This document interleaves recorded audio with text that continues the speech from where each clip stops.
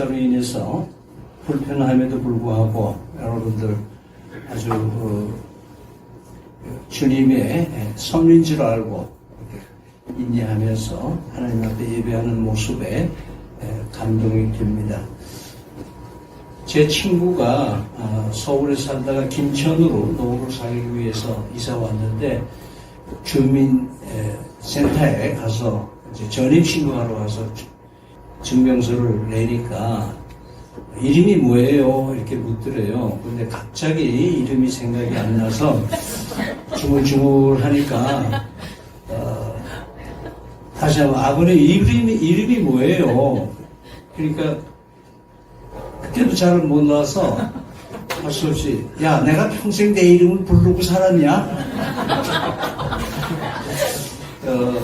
그렇게 모면을 했다는 얘기를 듣고 그런 나이입니다 제가. 그러니까 그래도 여러분 교회 오면은 목사님이 그래서 담임 목사님이 그러셔서 그런지는 몰라도 교인들이 그렇게 저를 굉장히 훌륭한 사람으로 그렇게 늘 대해주시고 하시는데 제가 오늘 참여하면서 우리 지장로님께서 특별하게 저에 대한 거를 찬양 중에 기뻐하시는 있는 얘기를 하는데 우리 예배는 주제를 가지고 얘기를 하기 때문에 이 얘기를 잔소리로 들어도 좋고 이제는 바꾸시는 것도 때가 됐다. 왜냐하면 우리가 신앙생활은 언어가 굉장히 중요합니다. 근데 그 언어를 잘못된 관행으로 잘못된 언어를 가지고 있는 습관이 우리 교회에 있습니다. 그 중에 하나가 기도하실 때 사람을 일컬을 때 님자를 붙이는 습관이 있습니다. 담임 목사가 장로를 얘기할 때도 장로님, 또 대표 기도하는 사람들도 담임 목사에게 꼭 뒤에 님자를 붙입니다. 제가 동서대학교에 부임해서 입학식 때에 기도를 합니다. 그럴 때는 졸업식 때 하고 때는 반드시 제가 기도하기 전에 양해를 구하는 말을 합니다. 제가 거론할 때 사람에 대해서 존칭을 쓰지 않는 이유는 제가 기도 드리는 분은 전능하신 하나님 가장 높으신 분에게 기도를 하기 때문에 다른 사람을 지칭할 때는 님자를 제가 안 씁니다. 그렇게 하고 이사장, 설립자 그렇게 기도를 합니다. 나이 든 사람을 기도에 거론할 때에 우리는 생활의 습관이 있어서 그분이 좀 신뢰가 될 것 같아서 자꾸 님자를 붙이는데 기도할 때만큼은 예배입니까? 정말? 받으시는 분이 누구세요? 전능하신 하나님입니다. 그렇기 때문에 사람들한테는 담임 목사를 이렇게 얘기를 해요. 담임 목사님을 건강하게 해주세요. 이렇게 얘기하면 며느리가 자기 남편을 시부모한테 높임말로 하면 안 되죠. 그죠? 그 다음에 두 번째 하나의 관행은 유신 목사님 부부를 모시고 이렇게 얘기를 하는데 아주 잘못된 관행입니다. 그거는 관공서에서 일반 행사에서 어른을 모신다는 말을 하지 예배 시간에는 우리가 모시는 분은 예수님, 하나님, 성령님 밖에 없는 줄 믿습니다. 그렇기 때문에 그저 유목사 함께 이렇게 인사로 해주시면 좋겠고 유목사 함께 그렇게 해줘야지 유목사님을 모시고 이러는 거는 저에 대해서는 상당히 높임을 주지만 예수님이 높여지지 않는 그런 예배가 아닌가 이렇게 길게 설명을 드렸습니다. 이게 꼰대입니다. 꼰대는 원하지 않는 충고를 하는 게 꼰대라 그랬대요. 사실 오늘 주제를 예배와 순종이라는 단어를 제가 정하면서 망설였습니다. 왜냐하면 내가 잘 못하고 있는 건데 이거를 내가 이 나이에 우리 성도들에게 한번 얘기를 해봐야 되지 않겠느냐. 이제 오늘부터 제가 또 실천해야 할 말씀이기도 하고 지난번 동안에 드린 잘못된 예배들을 다시 고쳐나가는 그런 삶이어야 되겠다 하는 마음으로 이 말씀을 준비했습니다. 예배가 아닌 것과 예배인 것과를 어떻게 구분할 수 있겠는가? 이것은 굉장히 중요합니다. 오늘 본문 요한복음 4장 24절 말씀은 흔히 예배의 부름이라는 첫 번에 이 성경 구절을 많이 낭송을 하고 예배를 봅니다. 영과 진리로 예배하라. 그런데 우리의 영과 우리의 진리로 예배하라는 말인가? 그러면 우리의 영은 무엇이고 우리의 진리는 무엇인가? 과연 우리에게 영과 진리가 있다는 건가?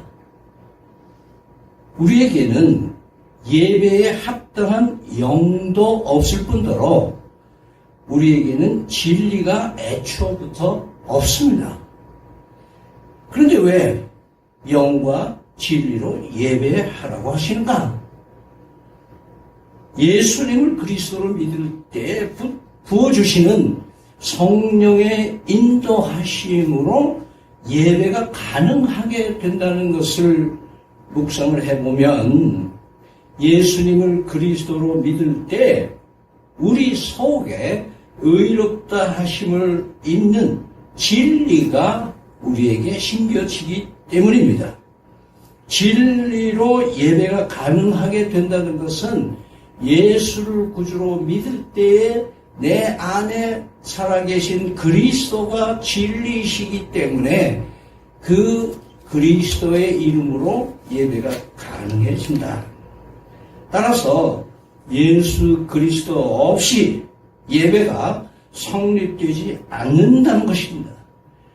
예수님을 그리스도로 믿는다는 것은 옛 사람이 십자가에 못 박혀 죽는 사건이 전제돼야 됩니다.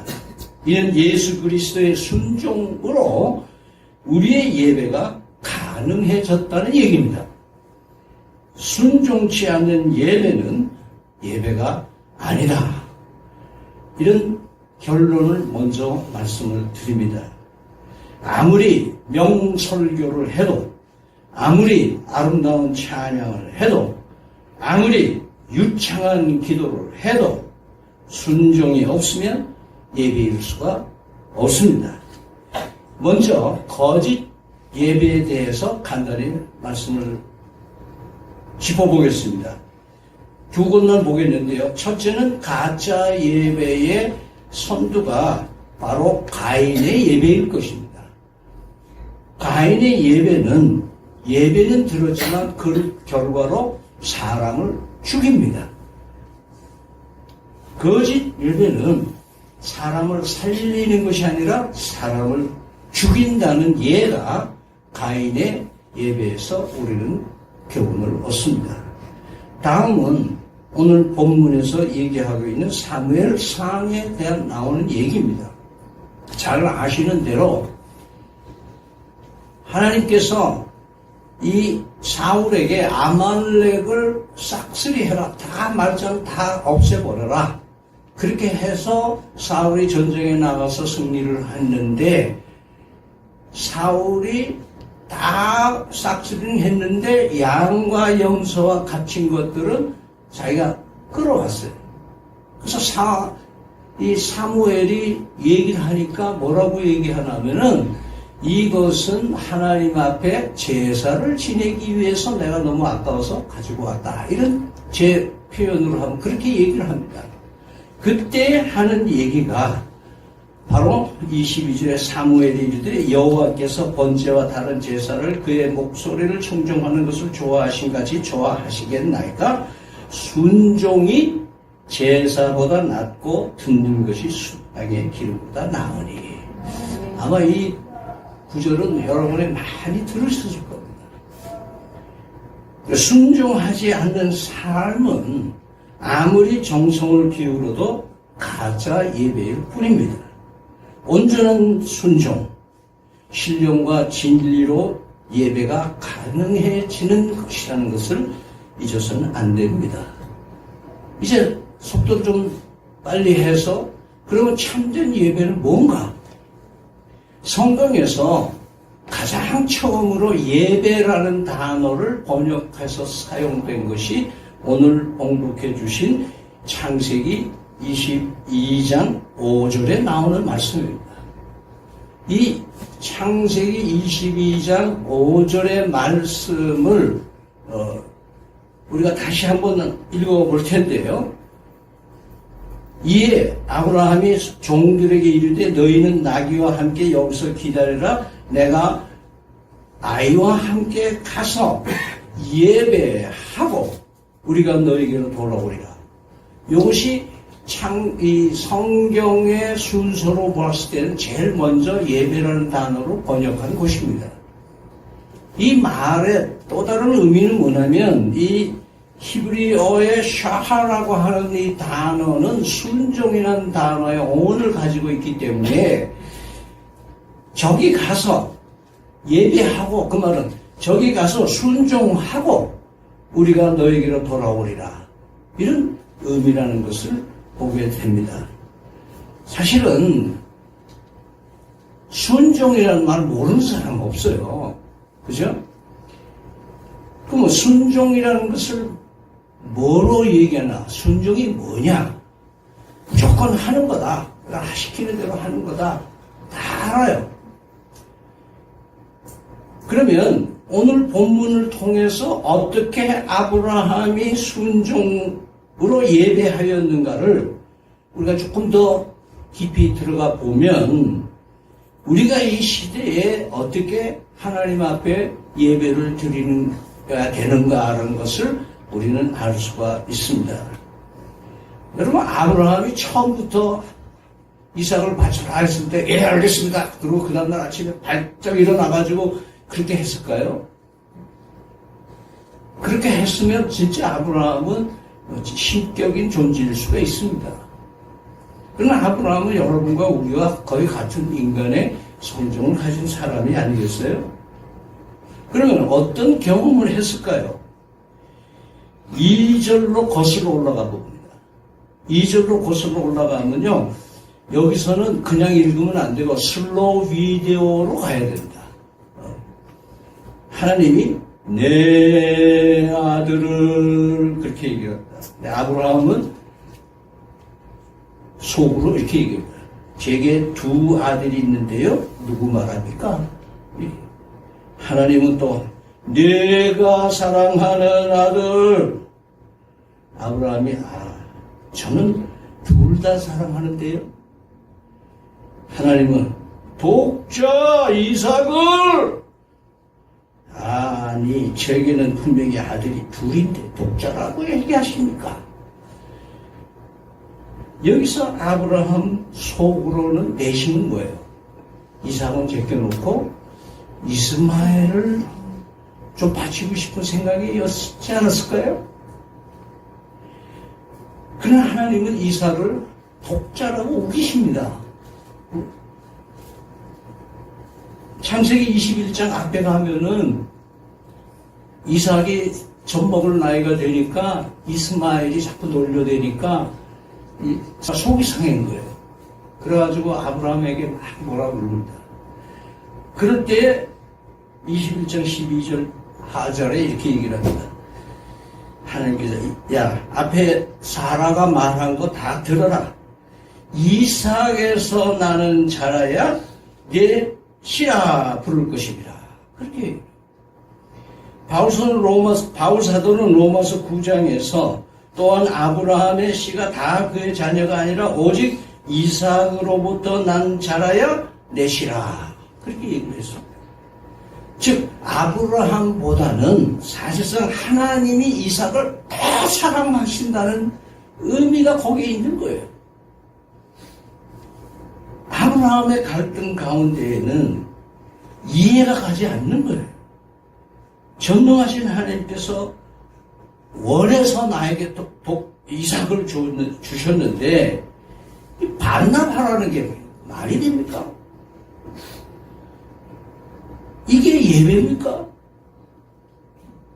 나보고 죽으라는 겁니까? 뭐 이런 식의 갈등이 있었을 것으로 보여집니다. 뭐 성경에 있는 건 아니니까 여러분이 참고하러 이렇게 우리의 인간의 마음을 한번 훑어보자는 거죠.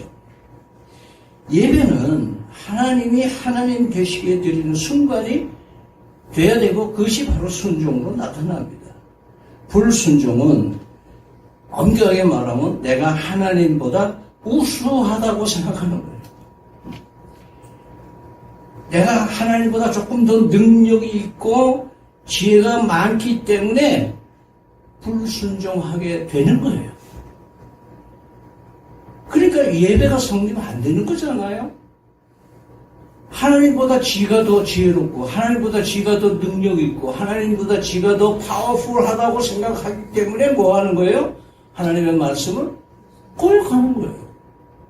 안 그러면 어떻게 감히 거역을 해요? 사실 우리에게도 이런 주저함과 갈등이 있는 건 아닙니까? 잘 아시는 대로 갈등이라는 단어는 칡갈자하고 등나무 등자가 합성된 말입니다. 즉, 이 칡은 좌측으로 덩굴을 꼬아서 올라갑니다. 근데 등나무는 뭐예요? 우측으로 꼬아서 올라가는 성향이 있어요. 근데 이 칡과 등나무가 같이 있으면 어떻게 될까요? 서로 상충된다 그 말이에요. 그래서 갈등이라는 말이 나온 거죠. 우리 속에 이런 신앙의 갈등이 있습니까? 자주 생깁니까? 아니면 전혀 없습니까? 이런 질문을 여러분 스스로 한번 해보세요.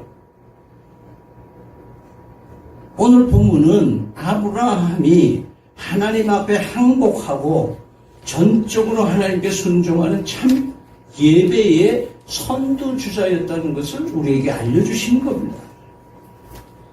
여러분, 이 순종의 과정이 그냥 순조롭지 않았던데, 앞에서 2절을 얘기하는 이렇게 슬로우 비디오식으로 말씀드렸지만 3절과 5절을 가지고 글을 쓴 뉴욕의 타임스퀘어 단임 목사인 팀 델레나라고 하는 분이 이 대목에 글을 썼는데 재미있게 썼습니다. 이 3절에, 영어 물론 킹 제임스 버전의 3절에 and라는 단어가 7번, 그리고 5절에 and라는 단어가 5번 나온다는 거예요. 그래서 이거를 영어 문법적인 수사학적인 표현으로 얘기를 할 때 폴리센테돈이라는 말입니다. 연속 다수 접속사를 사용하는 수사법이다. 그래서 이거를 비디오를 조금 빠르게 돌리는 기분으로 3절을 읽으면 이렇습니다. 그리고 아브라함이 아침에 일찍 일어나, 그리고 나귀 한 장을 지고, 그리고 두 종과, 그리고 그의 아들 이삭을 데려, 그리고 번제에 쓸 나무를 쪼개가지고, 그리고 떠나, 그리고 하나님이 자기에게 이루어진 곳으로 가니라. 아주 속도를 빠르게 해서 이어져 나가는 것을 강조하기 위해서 and라는 것을 연속해서 썼다는 거예요. 5절에 보면은 그리고 이 아브라함이 종들에게 이르되 너희는 나귀와 함께 거기 기다리라. 그리고 내가, 그리고 아이와 함께 거기 가서, 그리고 예배하고, 그리고 우리가 너희에게로 돌아오라. 아브라함이 하나하나 순종해 가는 과정이 숨막히는 속도로 진행되고 있습니다. 여기서 아브라함이 이미 정한 마음, 하나님 명령하시니까 그대로 하겠다는 그런 간절한 마음은 있었지만은 이것을 뭐예요? 좀 여유 있게 이거 좀 고민하면서 갈등하면서 지연시키면서 이렇게 가면 자기도 모르게 흐려질까봐, 결심이 흐려질까봐 아브라함은 신속하게 진행해 나가는 그 과정을 6절에서 13절까지 쭉 내리엎습니다. 그래서 5절, 3절과 5절에서 얘기하는 그것이 연속해서 6절 이하로 쭉 얘기합니다. 그 과정에는 물론 이삭이 아버지한테 얘기를 합니다. 장자가 있는데 재물은 왜 없습니까? 걱정하지 마라. 얼마나 그 흔들리는 그 삶의 이 순간순간. 더군다나 걸어가는 길이 3일 거리거든. 3일 거리. 그러면 그동안에 이 아브라함의 머리가 얼마나 복잡했을 것 같아요. 얼마나. 그리고는 10절에 보면 손을 내밀어 칼을 잡고 그 아들을 잡으려고 하니 이렇게 나왔어요. 근데 그때 하나님이 더 급하셨어. 아브라함아! 아브라함아! 2번 연속해서 잠깐! 그때 12절에 보면은 사자가 천사가 이럴 때 그 아이에게 내 손을 대지 말라. 그에게 아무 일도 하지 말라. 내가 내 아들 내 복자까지도 내게 아끼지 아니하였으니 이렇게 얘기해요. 여기서 아끼지 아니하였다는 말은 무슨 말이냐? 여러분 이 순간 이 예비해둔 재물을 발견해서 제사를 드릴 때에 아브라함이 어떤 마음이었을까요? 야, 다행이다. 안 죽여도 되네.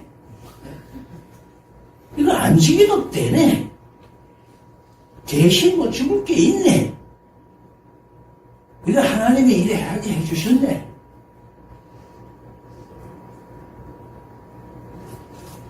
아브라함은요, 여기 이제 아끼지 아니하였느니라는 말의 의미는 뭐냐면은 죽이는 척 하지 않고 죽였다 이런 의미예요.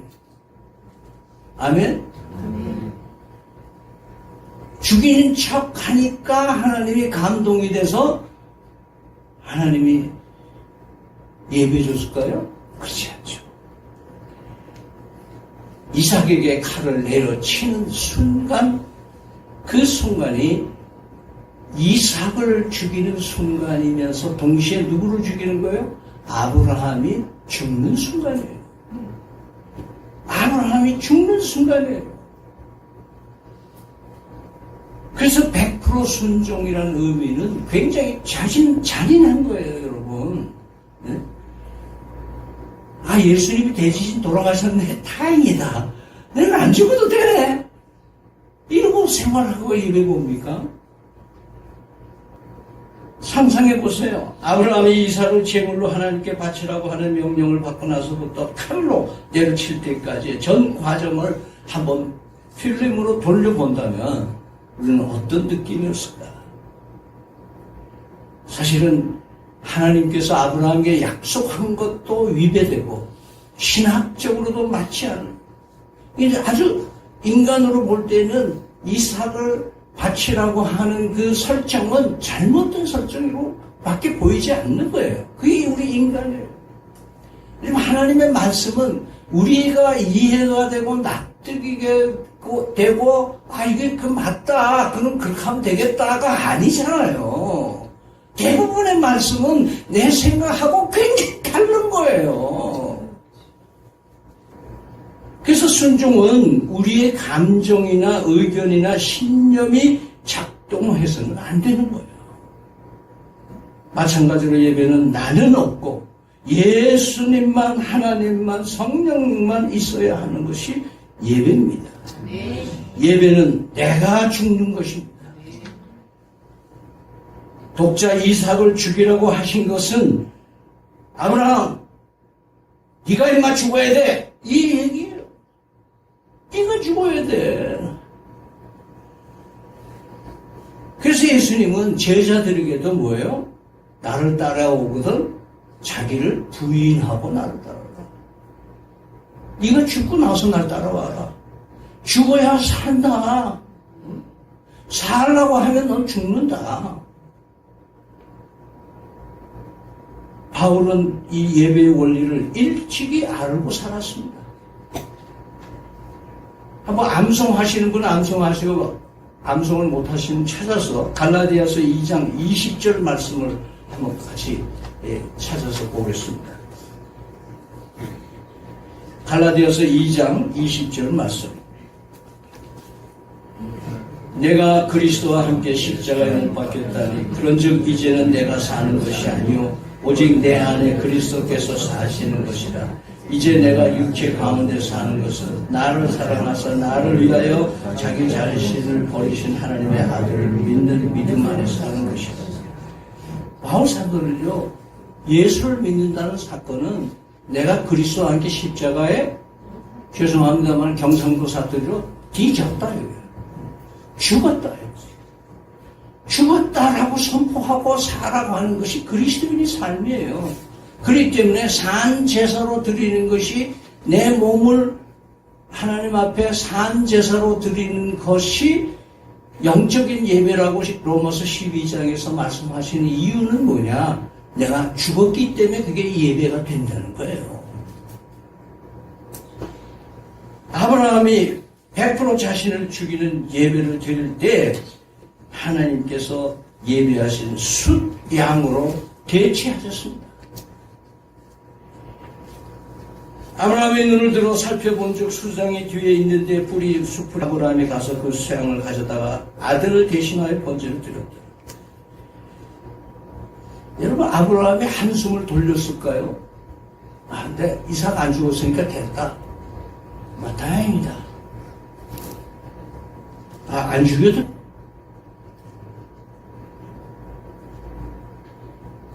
아브라함은 내가 안 죽어도 돼서 다행이 아니라 하나님의 독자께서, 하나님의 독생자 예수 그리스도께서 대신 내 자리에 죽으셨다고 하는 그 충격적인 장면을 접하게 되는 아브라함. 우리가 예수 그리스도를 믿을 때 예수님께서 내 자리에, 내가 죽어야 할 자리에 대신 죽으심과 동시에 나도 같이 장사 지냈다. 나도 죽었다. 그렇게 여기고 살라고 끊임없이 바울 사도는 로마서 6장에서 그렇게 얘기합니다. 옛사람이 십자가에 못 박혀 죽었다. 나는 죽은 몸이다. 그렇게 여기고 늘 살으라는 거예요. 누가 나를 비난해도, 누가 나를 거꾸로 틀려고 그러고 나에게 단지를 걸고 시비를 걸어도 나는 죽었다. 죽은 사람이 오른뺨을 맞으면 왼뺨을 대들 수 있는 사람이 죽은 사람이에요. 할 수가 없잖아요. 여러분, 이 시간 예배는 나를 죽이는 자리고, 예수 그리스도 대신 죽으심으로 인해서 내가 완전히 박삭 사라져 죽고, 그 죽으심을 부활로 이어지도록 하늘 소망으로 안겨주신 예수 그리스도에게 경배하고 예배하는 것이 예배다. 그러니까 예배와 순종은 동의어예요. 같은 단어예요. 그러니까 순종 없이 와서 뻣뻣이 폰 잡고 예배하는 사람은 하나님이 기뻐하지 않는, 사울에게서부터 왕권을 뺏어가신 것처럼 우리가 이 땅에 사는 동안에 하나님이 우리에게 베푸신 특권을 뺏어가신 거예요. 우리는 찬송가 425장을 많이 불렀습니다. 저는 어렸을 때 학생회에 가면 수련회 가면 늘 이 찬송을 부릅니다. 근데 사실은 찬송 부를 때 부르지, 찬송 부르고 일어나서 나오고요. 나의 뜻을 이루어 주소서. 언제든지 내 기도 제목을 보면 내 뜻을 이루어 주시옵소서. 기풍장교회 기도 제목을 들어주시옵소서. 내 기도를 들어주시옵소서. 내 뜻대로 하게 되어 주시옵소서. 금년의 목표는 이런 겁니다. 이 목표를 이루게 해 주시옵소서. 그렇게 기도하잖아요, 솔직히. 내 자식, 내 거 좀 잘 되게 해주세요. 이렇게 기도하잖아요. 함께 여러분 눈 감고 제가 이 찬송과 가사를 한번 읽어드릴 테니까 이게 진심으로 여러분 입에서 나오는 찬송인지 한번 깊이 있게 묵상을 하길 바랍니다. 주님의 뜻을 이루소서. 고요한 징에 기다리니 진흙과 같은 날 빚으사 주님의 형상 만드소서. 주님의 뜻을 이루소서. 주님 발 앞에 엎드리니 나의 마음속을 살피사 눈보다 희게 하옵소서. 주님의 뜻을 이루소서. 병들어 몸이 피곤할 때 권능의 손을 내게 펴사 강건하게 하여 주옵소서. 주님의 뜻을 이루소서. 온전히 나를 주장하사 주님과 함께 동행함을 만민이 알게 하옵소서. 함께 여러분의 입술로 주님의 뜻이 이루어지는 나의 삶이 되게 하도록 참 예배가 될 수 있도록 순종의 영을 보고 시간 함께 기도하시기 바랍니다.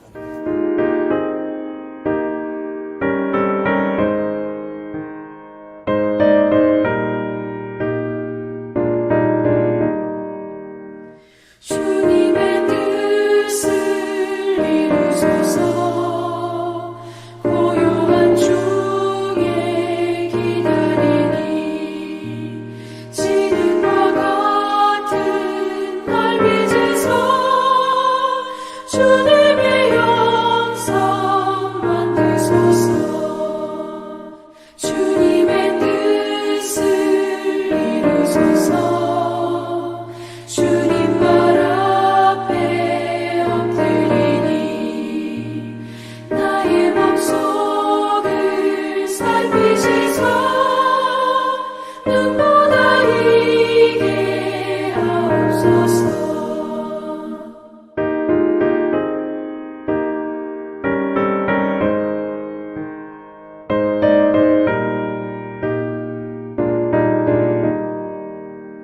주님의 뜻을 이루소서. 병들어 몸이 피곤할 때 권능의 손을 내게 펴서 강건케 하여 주옵소서. 주님의 뜻을 이루소서.